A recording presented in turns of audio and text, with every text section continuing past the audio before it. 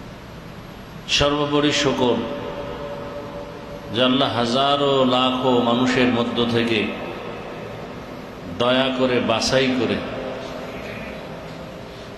পৃথিবীর শ্রেষ্ঠ মজলিস উলামায়ে আহলে হকের মজলিস, আশিকিন জাকিরিন শাকিরিনদের মজলিস, এই বরকতি মজলিসে আল্লাহ আমাদেরকে কবুল করেছেন। এজন্য নেয়ামতের শুকর আদায় করি আলহামদুলিল্লাহ।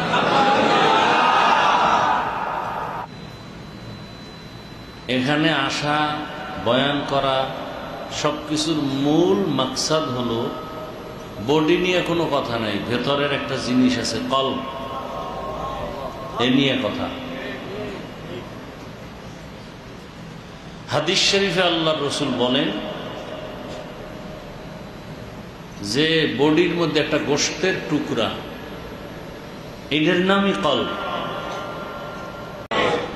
লিকুল্লি শাইইন সিকালা ওয়া সিকালাতুল কুলুবি যিকরুল্লাহ। যত জিকির করবেন তত কলব পরিষ্কার হবে। জামায় ময়লা লাগছে, যত সাবান দেন ততই পরিষ্কার, ততই কি পরিষ্কার। দিবেন না, অন্য পরিবেশে যাবেন, আবার ময়লা। জামায় ময়লা লাগছে, এখন পরিষ্কার করতে হবে, সাবান লাগবে, পানি লাগবে। কিছু কিছু জামার ময়লা এমন ময়লা যেগুলো সাবান আর পানিতেও যায় না। এই ময়লাগুলো পরিষ্কার করার জন্য তৃতীয় ব্যক্তি লাগবে। তৃতীয় কোথায় পাবো? কয় আদর্শনগরে একজন তৃতীয় ব্যক্তি একটা হসপিটাল খুলে বইছে, যেই দাগ তোমার হাতে যায় না তার হাতে যাবে। কেন? কয় তার কাছে বিদেশি মেডিসিন আছে। বিদেশি কি আছে? মেডিসিন। ওটা দিলেও দাগ থাকবে না, ধুইয়া পরিচ্ছন্ন করে তোমাকে দিয়ে দিবে। তাহলে কলবের মধ্যে কিছু দাগ আছে, এই দাগগুলো জিকিরে জিকিরে চলে যায়। এমন কিছু দাগ লাগে যেই দাগগুলো নিজের টুকটাক আমলে যায় না, তৃতীয় হাত লাগবে। কি হাত লাগবে? এরা কোথায়? এরা খানেকার মধ্যে বসে আছেন, এদের কাছে বিদেশি মেডিসিন আছে। মেডিসিনের নাম তাকওয়া। মেডিসিনের নাম কি? হর কে দারত খৌফে হক দরদিল মাদাম জন্নতুল মাকওয়া দেহত ওরা মাকাম জুজবা হক চি জে মখাজ ইনসুজা ফজলে উআ মস্তে দর জুমলা জাহা। তাকওয়া মানে কি?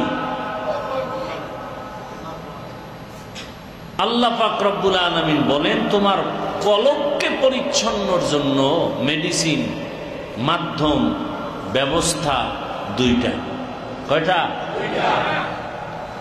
এক ব্যবস্থা, ফাইনাল ব্যবস্থা হলো তুমি একজন ব্যক্তির কাছে গিয়া কলবটাকে ধুইয়া নাও, পরিষ্কার করাও।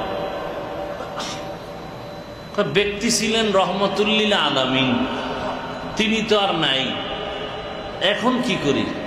তো নবী বলে গেছেন আমার ওয়ারিস ওলামায়ে কেরামের কাছে যাও। কিন্তু এখন ওলামায়ে কেরামের কাছে মন টানে না, যাইতে মনে। এক মন না চাওয়ার কারণ হইল শয়তান ফিরায় রাখতেছে, আর এক না চাওয়ার কারণ হইল কোন হুজুরের কাছে যাবো, সবাই ভেজাল, এক একজনে এক এক লাইনে দৌড়ায়, ভেজালের শেষ নাই, বাড়াবাড়ি সারাসারির শেষ নেই। কোথায় যাব? এর মধ্যেও আল্লাহ বলেন তালাশ করো।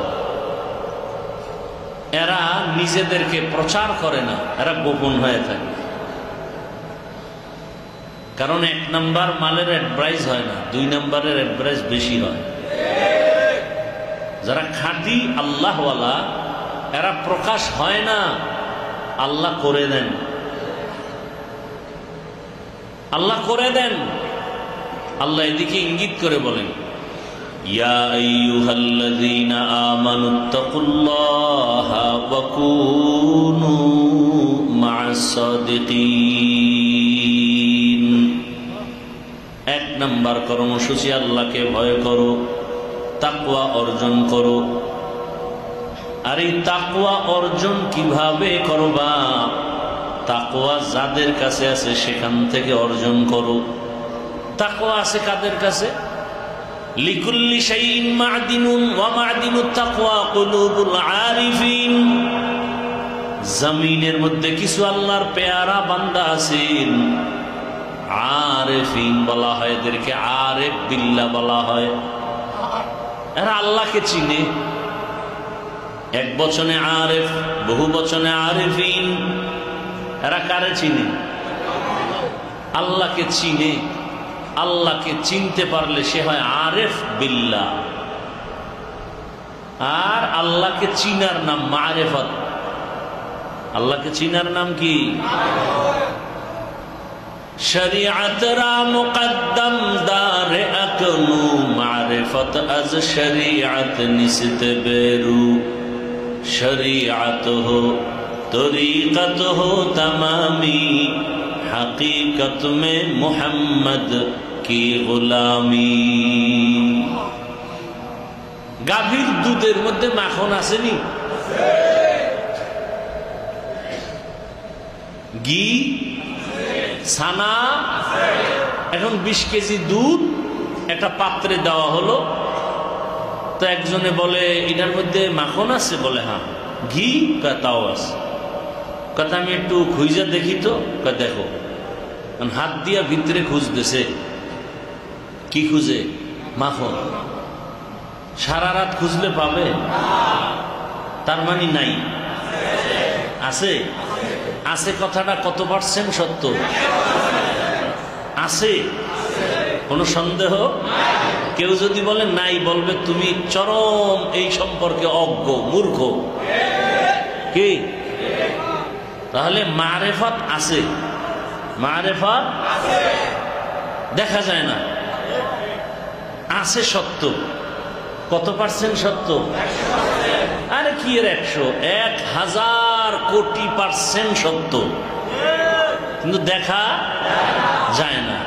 তো বের করবো কেমনে? কয় মেহনত করো। কি করো? মুজাহাদা করো, মুজাহাদা করো। দুধের মধ্যে মেহনত করো। একটা বাঁশ লও, 2-4 হাতের একটা চিকন বাঁশ, বাঁশের এক মাথা কেটে 5টা আঙ্গুল বানাও। ওই অংশটা দুধের মধ্যে দিয়া খুঁটির সাথে বাঁশের মাজায় গামছা লাগাও, রশি লাগাও, নিজের মাজায় গামছা বাঁধো। এইবার 2 হাত দিয়া টানো, ওই বাঁশের অংশটা দুধের মধ্যে 5 আঙ্গুলের মতো চরখা ঘুরবে, তোমারও ঘাম ছুটবে, দুধের মধ্যে ফেনা জমবে। হঠাৎ করে দেখবা মাখন ভেসে উঠেছে। এটা চিন্তা করেন তো, এমনি এমনি মাখন বের হবে? এখন আধুনিক সিস্টেম যতই থাকুক না কেন, মেহনত লাগবে, প্রসেসিং করতে হবে। মেহনত ছাড়া দুধ থেকে মাখন বের করা যাবে না, ঘি বের করা যাবে না, ছানা বের করা। তো তুমি ইবাদতের মধ্যে, শরীয়তের মধ্যে মেহনত চালাও, মারিফত অর্জন হবে। কেমনে মেহনত চালাবো? তাকওয়ার মাধ্যমে, ইখলাসের মাধ্যমে। নামাজ পড়ি ঠিক, কিন্তু মারিফতের দরজা তো খুঁজেই পাই না। রোজা রাখি ঠিক, মারিফতের ঘ্রাণ তো পাই না। তাকওয়া তো নাই। কি নাই? তাকওয়া নাই। তাকওয়া কি জিনিস? বুঝার জন্য তো লাইন লাগাইতে হবে। মোবাইলে চার্জ নাই, পাওয়ার হাউসের সাথে চার্জ লাগাও। আন্দাজি বিদ্যুতের সাথে ধরে রাখলে মোবাইলে চার্জ আসবে? সিস্টেম অনুযায়ী আগাও। তোমার কলবের চার্জ কমে গেছে, তাকওয়ার মাধ্যমে কলবের চার্জ বাড়াও। বলে কেমনে বাড়াবো? কয় আহলুল্লাহদের নজর লাগাও, যত পারো নজর লাগাও। কলবের মধ্যে নজর লাগবে, কলবের পাওয়ার বাড়বে, চার্জ বেড়ে যাবে। তাকওয়া, ইবাদতের মধ্যে তাকওয়ার ব্যাখ্যা রাসূলকে জিবরাইল আমিন প্রশ্ন করার জবাবে নবী বলছেন। তাকওয়া কি? তাকওয়া ফিল ইবাদা হুয়াল ইখলাস। তুমি ইবাদত এমন ভাবে করো যে আল্লাহকে দেখো। আনতা আবুদাল্লাহ কাআন্নাকা তারাহ ফাইন লাম তাকুন তারাহ ফাইন্নাহু ইয়ারাক। আল্লাহর ইবাদত এমন ভাবে করো যেন তুমি আল্লাহকে দেখতেছো। কিন্তু এটাও মনে রাখতে হবে আল্লাহকে জমিনের মধ্যে জিন্দা হালাতে দেখা যাবে না, এটাও সত্য। কিন্তু ইবাদত এমন ভাবে করো যেন তুমি আল্লাহকে দেখো। কথা আল্লাহরে দেখলে, রহমতের নবী মেরাজ থেকে আসছেন আর নবী বর্ণনা দিলেন রাআইতু রব্বি আজ্জা ওয়া জাল্লা, আমি আমার রবকে দেখেছি, আমি আমার রবকে দেখেছি। নবী বলেন আমি আল্লাহকে দেখেছি। বলে আল্লাহ তো কেমন, রং কেমন, ঢং কেমন? করে বান্দা এটা বুঝানো যাবে না। রহমতের নবীর সাহাবী চাচাতো ভাই, নাম কি? নাম কি? হযরত আলী রাদিয়াল্লাহু তাআলা 7 বছর বয়সে রহমতের নবীর হাতে হাত লাগায় কালেমা পড়েছেন। কয় বছর? কেউ বলেন 11 বছর, কেউ 8 বছর। এতদিন চাচাতো ভাই, এখন সাহাবী, কিছুদিন পরে হবেন কার জামাতা? ফাতেমাতুজ জোহরা রাদিয়াল্লাহু আনহার স্বামী হবেন। হযরত আলী রহমতের নবীর হাতে হাত লাগাইয়া এত পরিমাণ দামি হয়ে গেলেন। রহমতের নবী এমন একটা দোয়া করছেন, আল্লাহর আরশে আজিমে দোয়া পৌঁছে গেছে।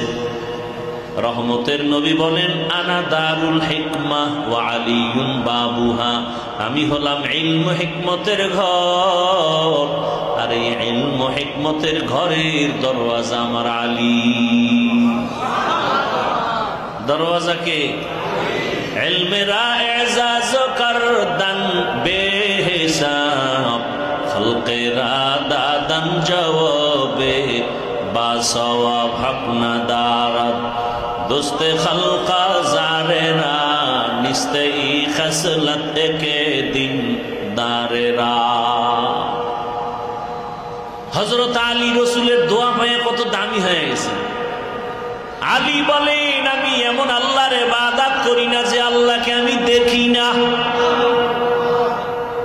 আমি এমন আল্লাহর ইবাদত করি না যে আল্লাহকে তেরা আয়না আলো মে রঙ্গ বু হে, তেরা আয়না আলো মে রঙ্গ বু হে, जिधर दिखता हो उधर तू ही तू है, तो दिल में तू आता है समझ में नहीं आता,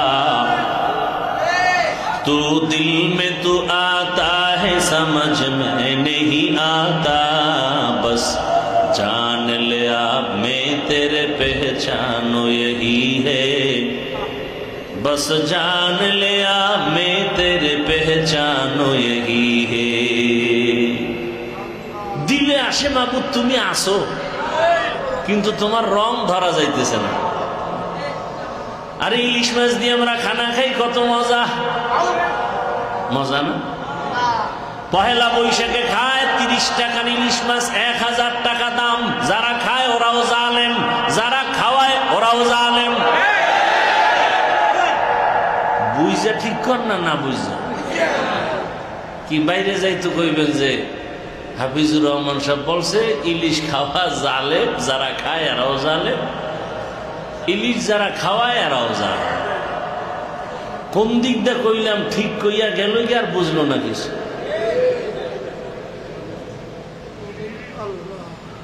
ইলিশ পান্তা তো আমিও খাই,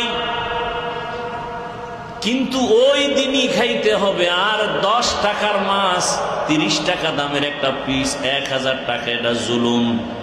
এবং ওই দিন খেতে হবে, এইভাবে নির্দিষ্ট করা গুনাহ। কোন দিন খায়?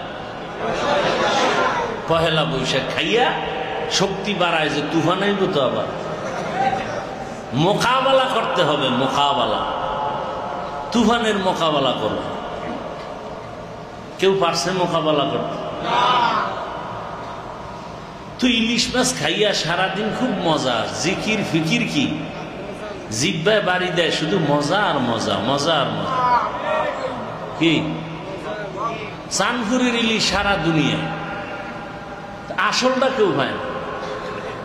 আসলটা কেউ তো, একজনে আমার সেদিন আসলটা পাঠাইছে, সেই মজা। তো একজনে মজা কেমন, লাল না কালো, এটা বুঝা যায়, বুঝানো। তু দিল মে তু আতা হ্যায় সমঝ মে নেহি আতা, बस जान लिया मैं तेरे पहचानो यही है, बस जान लिया मैं तेरे पहचानो यही है। আল্লাহ আলী কয় আমি এমন আল্লাহর ইবাদত করি না যাকে, তো বলে আলী আল্লাহ কেমন বলো তো, আল্লাহ কেমন বলো তো। 10 তলা বিল্ডিং দেখে কয় অনেক সুন্দর, অনেক। বুঝলা কেমনে? কয় বানানেওয়ালা আরো সুন্দর, ইঞ্জিনিয়ার সাহেব। এই ইঞ্জিনিয়ার বড় ভালো। কয় চিনলা কেমনে? কয় বিল্ডিং থেকে চিনলাম, ডিজাইন থেকে বুঝলাম, ডিজাইন এত সুন্দর, বানানেওয়ালা ইঞ্জিনিয়ার আরো সুন্দর। আল্লাহ, আল্লাহকে চিনো? কয় কেমনে চিনবো? আল্লাহকে তো চিনা যাবে না, আল্লাহ যা বানাইছেন এদিকে তাকায় তাকে আল্লাহর পরিচয় নাও। আল্লাহকে বলে আসমানের মালিক, জমিনের মালিক, আমার মালিক। আল্লাহ পাক হায়াতের মালিক, মৌতের মালিক, কণ্ঠ দেওয়ার মালিক। বলে আল্লাহ কেমন? একটু হিসাব কর বান্দা, আসমান এত সুন্দর করে যিনি বানাইছেন, আসমান এত সুন্দর, বানানেওয়ালা আরো না জানি কত সুন্দর। জমিন এত সুন্দর, বানানেওয়ালা আল্লাহ আরো না জানি কত সুন্দর। কত সুন্দর সুন্দর মাছের রং, কত ধরনের। দুনিয়ার মানুষের রং তৈরি করে, কিন্তু আল্লাহর দেওয়া স্থায়ী রং ফুলের রঙের সাথে মিলে না। তাহলে এত সুন্দর জমিন ও আসমান, বানানেওয়ালা আরো কত সুন্দর। আয়নার সামনে দাঁড়ায় দেখো চেহারাটা কত সুন্দর, বানানেওয়ালা। কণ্ঠ কে দিছেন? বলে আওয়াজ এত সুন্দর না জানি আল্লাহ আরো কত সুন্দর। দাউদ আলাইহিস সালাম তেলাওয়াত করতেন তার কিতাব, উড়ন্ত পাখি পর্যন্ত দাঁড়ায় যাইত তার তেলাওয়াত শোনার জন্য। রহমতের নবীর তেলাওয়াতের আওয়াজ কত মজা। রহমতের নবীর তেলাওয়াত শুনতে গিয়ে আবু জাহাল সারা দিন নবীকে গালি দেয়, রাতের বেলা গোপনে গিয়ে তেলাওয়াত শুনে। কেউ আবু জাহাল তুমি সারাদিন নবীরে গালি দাও, আবার তার বয়ান শুনো কেন, তার তেলাওয়াত শুনো কেন? হয় ওটার মজা আলাদা, ওটার মজা। তেরা আয়না আলো মে রঙ্গ বু হে, जिधर देखता हो उधर तू ही तू है। हर रंग में तू, हर बू में तू, हर जाम में तू, हर दम। हर रंग में तू, हर बू में तू, हर जाम में तू, हर दम। देखता हो जिधर चाहता हो अफ़के रहम करम। देखता हो जिधर चाहता हो अफ़के रहम करो। আমি যেদিকেই তাকাই শুধু তোমার করম, তোমার করুণা। তোমার রং, যেদিকেই তাকাই কণ্ঠ এত সুন্দর। এইটা হাফিজুর রহমান, এর কণ্ঠ ভালো বুঝায় না। যারা আমার মাওলাকে তালাশ করে ওরা তালাশ করে দেখে এই আওয়াজের ভেতর থেকে আমার কুদরতের মালিকের ঘেরান পাওয়া যায়। আল্লাহকে দেখতে হলে চোখের নজর ঠিক করো। আল্লাহর কুদরতের ঘেরান আছে, ঘ্রাণ যদি নিতে চাও নাক ঠিক রাখো, দেখবা তোমার নাকে মাওলার কুদরতের ঘেরান আসতেছে। ঘেরান পাইবা, বলতে পারবা না। এটা বুঝার মানুষ করি, বুঝানেরও মানুষ নাই, বুঝারও মানুষ নাই, বিরোধিতার মানুষ আছে। हकीकत से तो दुनिया बेखबर है, दुनिया की नुमाइश पर नजर है। আল্লাহকে তালাশ করার জন্য বান্দা তোমার কলবকে পরিশুদ্ধ করার জন্য আয়নার মতো পরিষ্কার করো। দেখবা তুমি এখানে বসে থাকবা, গোটা দুনিয়া তোমার আয়নার সামনে হাজির হয়ে যাবে। গোটা দুনিয়া আল্লাহ পাক সামনে হাজির করে দিবেন। তোমার আয়নার পাওয়ার ভালো, ক্যামেরার আয়নার পাওয়ার এত বেশি যে এখান থেকে মাদ্রাসার ওই মাথা দেখে, আবার কিছু ক্যামেরার আয়নার পাওয়ার এত বেশি যে 500 মাইল দূর থেকেও এটা ধরে ফেলে। এখন তো সিসি ক্যামেরা লাগাইছে, রাতে যা হয় তাও ধরা পড়ে, ভিডিও হয়, অন্ধকারে সব রেকর্ড হয়। কলবের আয়না যার বেশি পাওয়ার বাড়বে, তাকওয়ার মাধ্যমে পাওয়ার বাড়াও। আর এই তাকওয়া কোথায় পাইবা? তাকওয়ার একমাত্র ঠিকানা আল্লাহর পেয়ারা বান্দা আরিফিন যারা, তাদের কাছে যাও। আল্লাহকে যারা চিনে, আল্লাহকে নিয়ে সব সময় পড়ে থাকে, আল্লাহর ধ্যানে সব সময় সময় কাটায়, এমন আল্লাহওয়ালাদের কাছে যাও। আল্লাহ পাক রাস্তা খুলে দিবেন। আল্লাহ বলেন আমাকে ভয় কর, আর সত্যবাদী সাদিকিন যারা, তাদের বন্ধু হয়ে থাকো। তাদের বন্ধু হয়ে যে থাকবা, মনে চায় না তো মনে না চাইলে কি করা যায়? কয় যে মনে চাওয়ার জন্য লাগবে তাকওয়া। কারণ যে আল্লাহকে ভয় করবে সে তার মাকে মানবে, বাবাকে মানবে, মুরব্বীকে মানবে, ওস্তাদকে মেনে চলবে। আর যদি ভয় না থাকে সে কাউকে মানবে না। এই জন্য আল্লাহ আগে বললেন আমাকে ভয় কর, আমার ভয় অন্তরে জমা করো। স্বাভাবিক পরিপূর্ণ না আসলেও আংশিক ভয় মানুষের কাছে অল টাইম থাকে। আংশিক ভয়, পরিপূর্ণতা আনার জন্য যেতে হবে পাওয়ার হাউসের কাছে। আল্লাহর ওলি যারা, এদের নজরে পাওয়ার, কথায় পাওয়ার। আর এই পাওয়ারটা আল্লাহ দিছেন। কে দিছেন? তাকওয়ার মাধ্যমে। আল্লাহ বলেন আমার বন্ধুদেরকে বন্ধু বানায় থাকো, তাদের নজর লাগাও। নবীজি বলেন আল বারাকাতু মা আকাবিরিকুম, যত বরকত চাও, নবী বলেন আকাবির যারা, আহলুল্লাহ যারা, আরিফিন যারা, এদের সাথে সম্পর্ক করো। আল্লাহর সাথে সম্পর্ক বেশি। এজন্য গত ইজতেমায় বলছিলাম কিনা, জমানার একজন জগৎ বিখ্যাত ইমাম, ইমাম আহমদ বিন হাম্বল রহমতুল্লাহ আলাইহি, নাম শুনছেন? 4 মাযহাবের এক ইমাম, 4 মাযহাবের এক মাযহাবের এক ইমাম, হাম্বলি মাযহাব।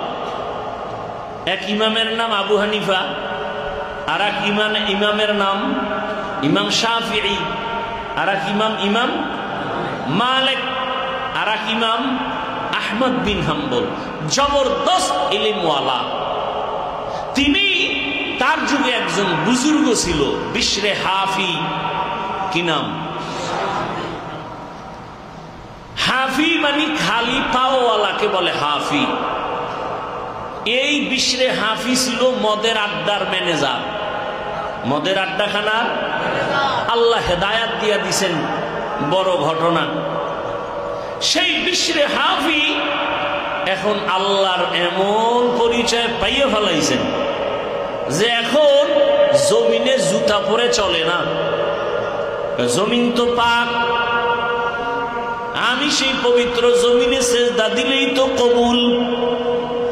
আর বান্দা যখন সেজদা দেয় আল্লাহ পাক বান্দার কপালের নিচে কুদরতের কদম লাগায় দেন।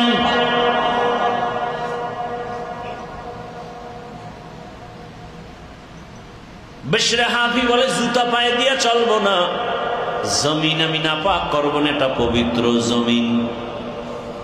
বিশরে হাফি সফরে যায়, মাঝে মাঝে আহমদ বিন হাম্বলের সাথে মোলাকাত হলে তিনি ঘোড়ার লেগাম ধরে টানতেন,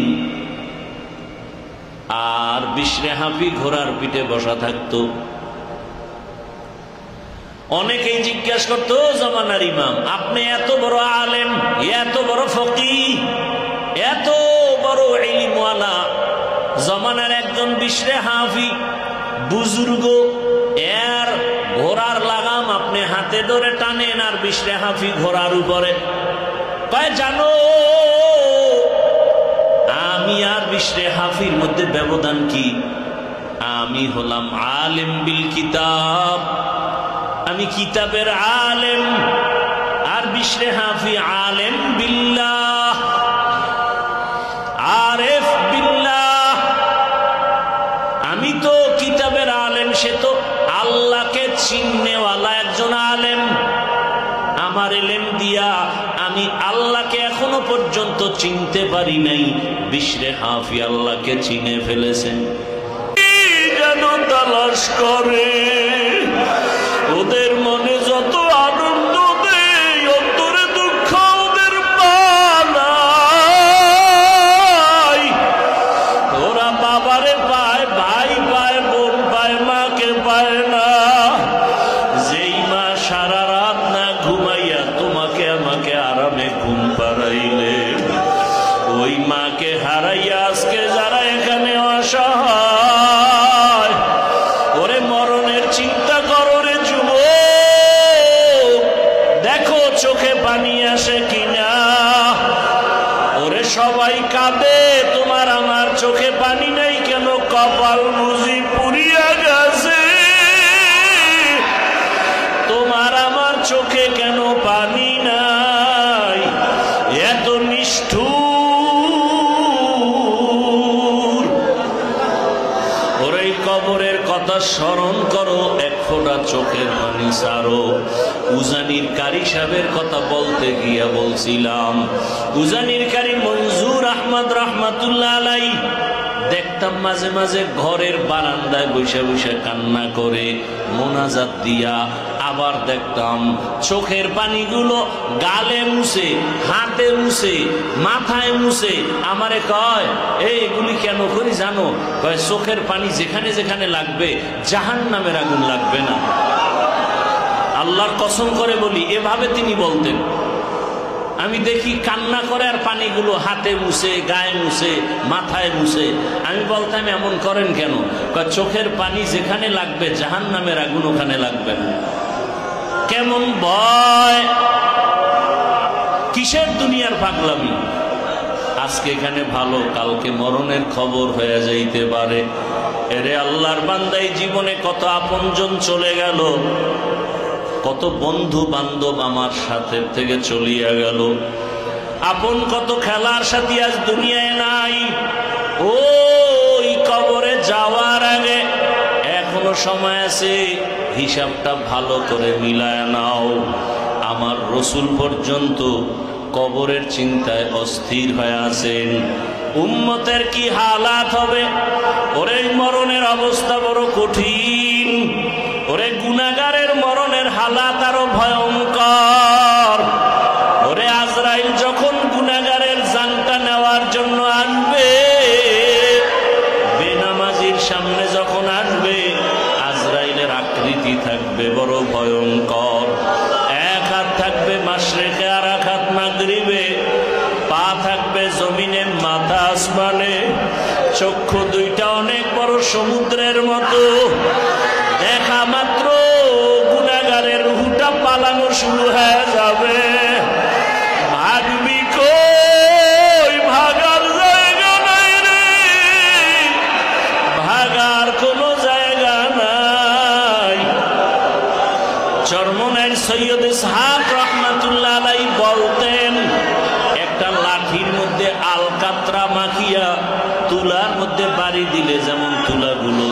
সাথে চলিয়া যায়।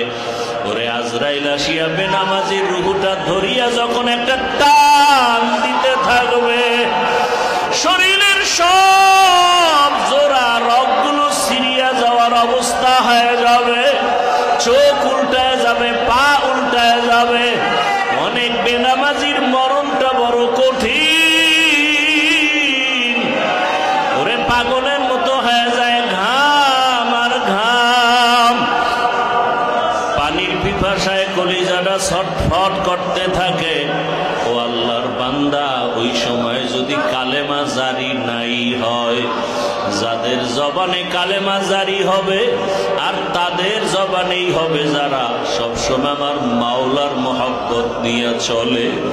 বান্দা হাঁটতে চলতে সবসময় আমার মাওলার ধ্যানে থাকে, সবসময় চিন্তা করে আমার মাওলা, আমি আমার মালিকের থেকে জুদা হতে চাই না। ও আল্লাহ, তোমার কুদরতের নজর থেকে আমাকে ফালাইয়া দিও না।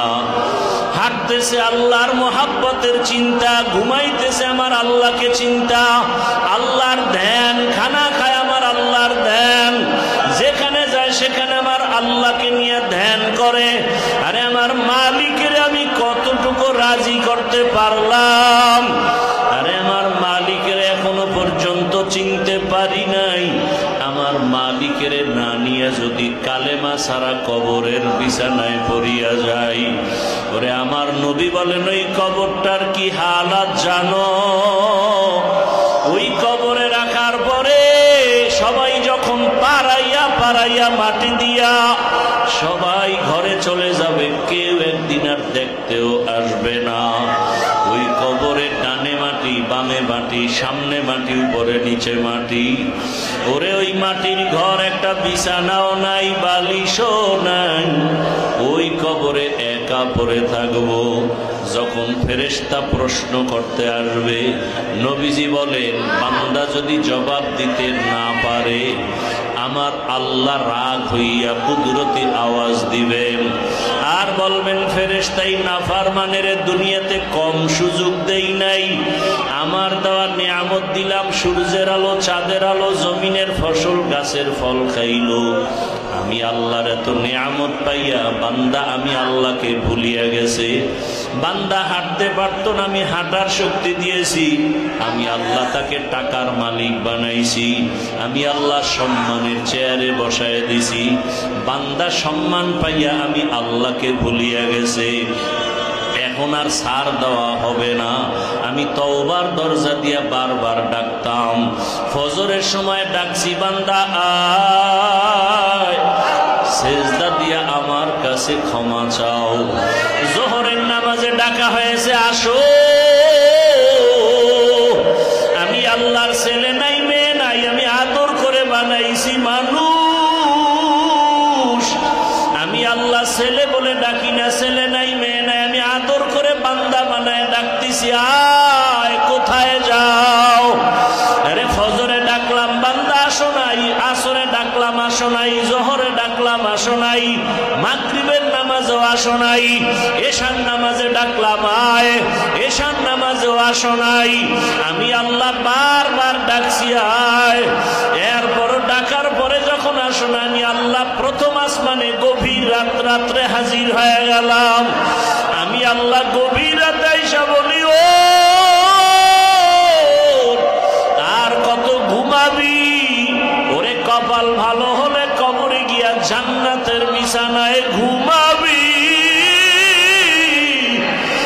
এখন আর বেশি ঘুমাইয়া তাহাজ্জুদের হাজিরা থেকে দূরে যাইও না। ওরে তাহাজ্জুদের হাজিরায় দাঁড়াও, ওখানে দাঁড়াইয়া আমি মাওলাকে ডাক দাও, ইয়া আল্লাহ। আরে ওই সময় দরওয়াজা বন্ধ, জানালা বন্ধ, বাতাস বন্ধ, পাখিরা ঘুমায়, মাছ ঘুমায়, গাছ ঘুমায়, গরুরা ঘুমায়, মানুষ ঘুমায়। ওরে বাড়িওয়ালার দরজা বন্ধ, জানালা বন্ধ, সব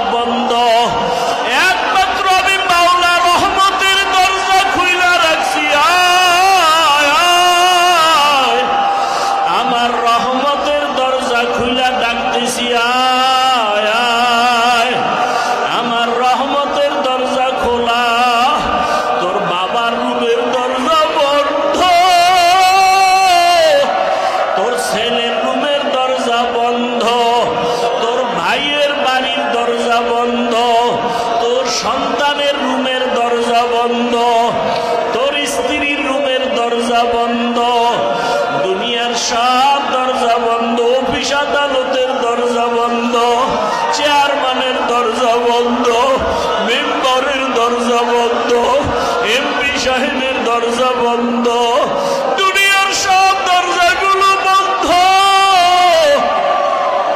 আমি মাওলার রহমতের দরজাটাই খোলা। ও আমার গোলামের আমার রহমতের দরজা খুলে রাখছি, আয় কোথায় যাও? আমার দরজা বাদ দিয়া যেখানে যাবি কিছুই পাবি না। আমার রহমতের দরজা ছাড়া সব দরওয়াজা জাহান্নামের আগুনে ভরা। ওরে যেদিকেই যাবি জাহান্নামের আগুন। এক সেকেন্ডের জন্য জাহান্নামের আগুনের গরম সহ্য করতে পারবি না। গুনার কথা স্মরণ করিয়া 2 ফোঁটা চোখের পানি ছাড়ো, আর আমার মালিকের ডাকো, হে আল্লাহ আমার মতো গুনাহগার আর কেউ নাই। ওরে আমার গুনার কারণে হাত না পাক, আমার চোখ না পাক, আমার জিহ্বা না পাক, আমার অন্তর না পাক। আমার গুনার কারণে আমার সন্তানেরা কষ্ট পায়, আমার গুনার কারণে আমার স্ত্রী কষ্ট পায়, আমার গুনার কারণে আমার মা বাবা অশান্তি, আমার গুনার কারণে আমার ঘরে অশান্তি, আমার গুনার কারণে আমার সমাজে অশান্তি, আমার গুনাহের কারণে আমার পরিবারে অশান্তি, আমার গুনার কারণে আমার অফিস আদালতে অশান্তি, আমার গুনার কারণে আমার দেশের মধ্যে অশান্তি। আমি এত খারাপ, আমি কেমন যেন সবার অভিশাপের পাত্র হয়ে গেছি। ও আল্লাহ, তুমি ছাড়া আমার কেউ নাই। ও আল্লাহ, ডানে দেখি আমার কেউ নাই, বামে কেউ নাই, সামনে কেউ নাই, পিছনে কেউ নাই। ওরে যারে দেখি আমার আপন, আমার আসলে তারা আপন না। ভাইকে আপন মনে করি, স্বার্থে আঘাত লাগলে আর আমার কাছে নাই। মা বাবাকে কাছে মনে করি, স্বার্থের আঘাতে কাছে নাই। স্ত্রীকে আপন মনে করি, স্বার্থের আঘাতে আপন আর নাই। চিন্তা ভাবনা করে দেখলাম আমার কেউ নাই, আমি বড় একা, আমি বড় একা, আমার কেউ নাই। আমি অসুস্থ হইয়া গেলে আমার নিয়ে সবাই বিরক্ত, আমার স্ত্রী বিরক্ত, সন্তান বিরক্ত হয়ে যায়। আমি অসুস্থ হয়ে গেলে সবার অন্তরে বড় একটা পেরেশানি। আসলে দেখলাম আপন কেউ নাই, বাবাও আপন না, সন্তানও আপন না। রে আল্লাহ, চিন্তা ভাবনা করে দেখলাম তুমি ছাড়া আমার আপন আর কেউ নাই। কারণ আমার গুনার কারণে, অন্যায়ের কারণে আমাকে মা ভালো জানে না, বাবায় ভালো জানে না। আমার গুনার কারণে আমার স্ত্রী ভালো জানে না, আমার গুনার কারণে আমাকে আমার ছাত্ররা ভালো জানে না, আমার গুনার কারণে আমাকে কেউ ভালো জানে না। সবাই মনে মনে ঘৃণা করে। গুনাহের কারণে, অন্যায়ের কারণে সবাই আমাকে মনে মনে ঘৃণা করে। কেউ আমারে ভালোবাসে না, কাছেও ডাকে না। আরে আমি মনে করি সবাই আমার আপন, অথচ আমারে মনে মনে ঘৃণা করে যে এই লোকটা কেন বারবার আসে, এই লোকটাকে দেখতে ভালো লাগে না। আরে মনে মনে ঘৃণা করে সবাই, এই লোকটার ব্যবহার ভালো না, মেজাজ ভালো না। আসলে চিন্তা করে দেখছি, ও আল্লাহ, সবাই আমাকে একটু অন্যায় দেখে তাড়ায় দেয়, মনে মনে ঘৃণা করে। কিন্তু আপনি কেমন দয়ার মালিক, এত অন্যায় জীবনে করেছি, আপনি রাগ করিয়া পানিও বন্ধ করেন নাই, খানাও বন্ধ করেন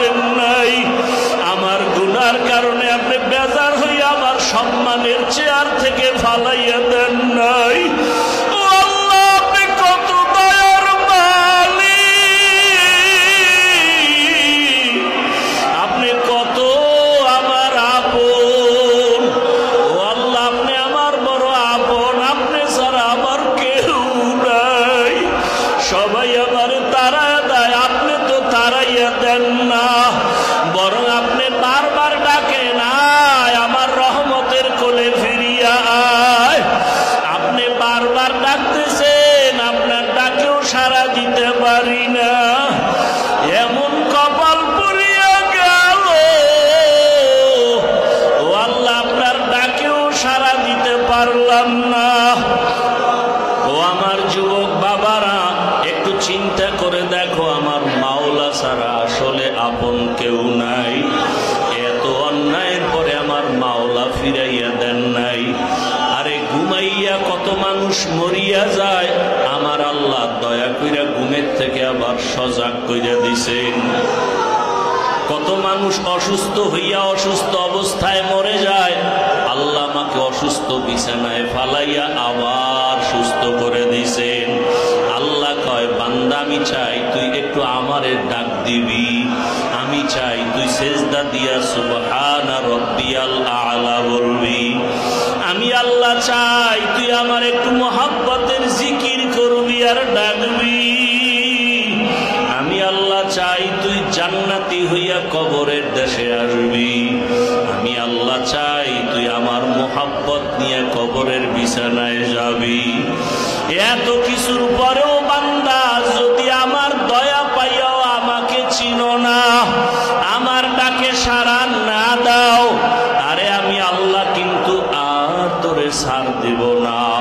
ওই অন্ধকার কবরে নিয়া নবীজি বলেন, আমার আল্লাহ বলবে এই বেঈমান নাফরমানের কম সাপোর্ট দেই নাই, কম সুযোগ দেই নাই, বান্দা আমার সাথে নেমখারামি করেছে।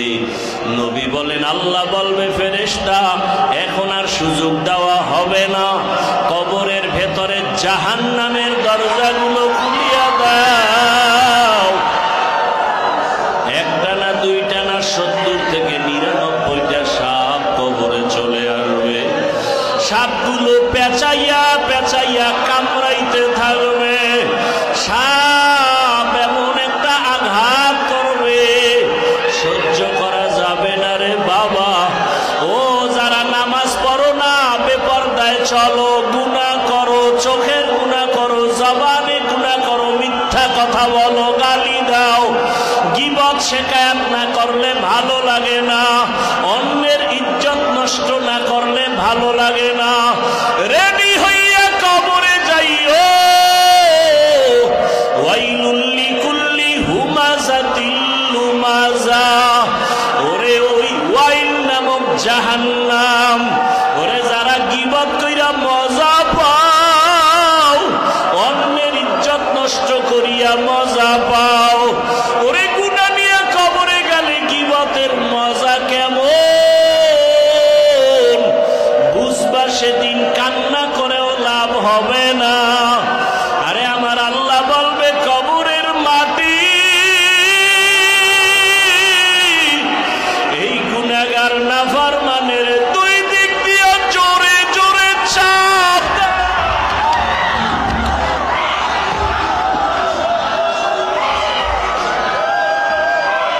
এমন জোরে চাপ দিবে,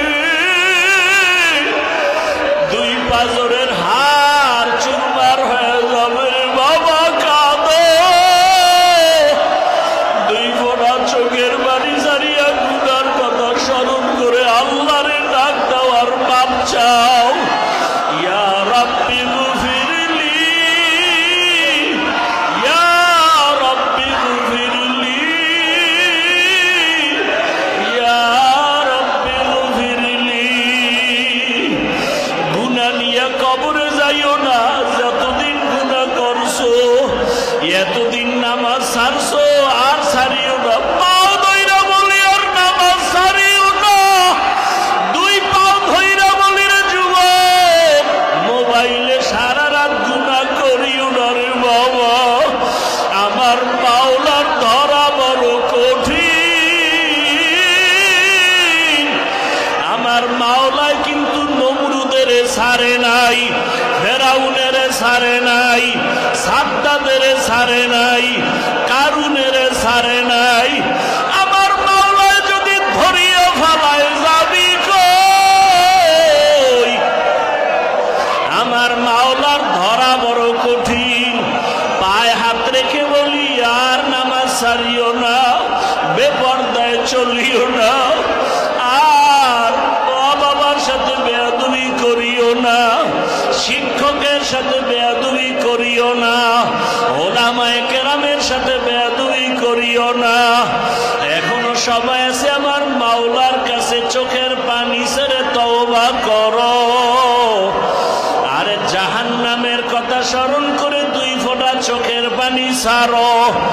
ওরে এখনো যদি চোখে পানি না আসে কপাল বুঝি মন্দ।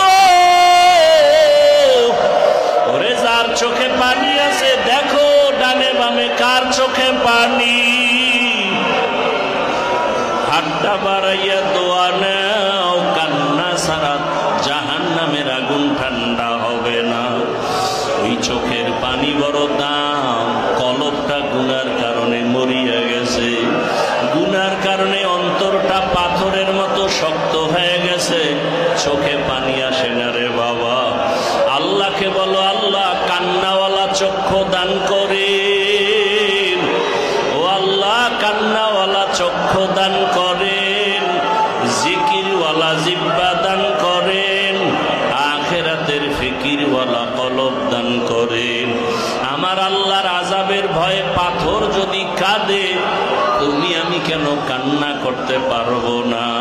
সুম্মা কাসাত কুলুবুকুম মিন বাদি যালিকা ফাহিয়া কাল হিজারাতি আও আশাদ্দু কাসওয়া ওয়া ইন্না মিনাল হিজারাতি লামা ইয়াতাফাজ্জারু মিনহুল আনহার ওয়া ইন্নামা ইয়াতাফাজ্জারু মিনহুল আনহার ওয়া ইন্নামা ইয়াশাক্কাকু ফায়াখরুজু মিনহুল মা। আল্লাহ বলেন জাহান্নামের ভয়ে আযাবের ভয়ে কিছু পাথর কান্না করে করে ঝর্ণা জারি করে ফেলেছে, আবার কিছু পাথর আমার আল্লাহর আযাবের ভয়ে কাঁদে, টপ টপ করে পাথর থেকে পানি ঝরে। আবার কিছু পাথর আছে আল্লাহর ভয়ে এখান থেকে আর এক জায়গায় লাফ দিয়া চলিয়া যায়, ছটফট করে স্থির থাকতে পারে না। আল্লাহর আযাবের ভয়ে যদি কোরআনের আয়াত, আল্লাহর আযাবের ভয়ে যদি পাথর কান্না করে, তোমার কপাল কেন এত খারাপ? তোমার আমার চোখে কেন পানি আনবে না? আমার মাওলার কাছে গুনাহের কথা স্মরণ করে কান্না করো। তোমার আমার গুনার খবর কেউ জানে না, আল্লাহ তো জানেন। ওই গুনাহ ওই নিয়া কবরে যাইও না রে মুমিন। আল্লাহর কাছে বলো আল্লাহ জীবনে আর নামাজ ছাড়বো না, বেপরদায় চলবো না, দাড়ি কাটবো না, আর মা বাবার সাথে বেয়াদবি করব না, শিক্ষকের সাথে বেয়াদবি করব না, ওলামায়ে কেরামের দোয়া নিয়া রাসূলের আদর্শ মানিয়া চলবো। আল্লাহ আমাদের সবাইকে আপনি মাফ করে দেন, তওবাওয়ালা জিন্দেগি আমাদের দান করেন। আলহামদুলিল্লাহি রাব্বিল আলামিন ওয়াসসালাতু ওয়াসসালামু আলা সাইয়্যিদিল আমবিয়াই ওয়াল মুরসালিন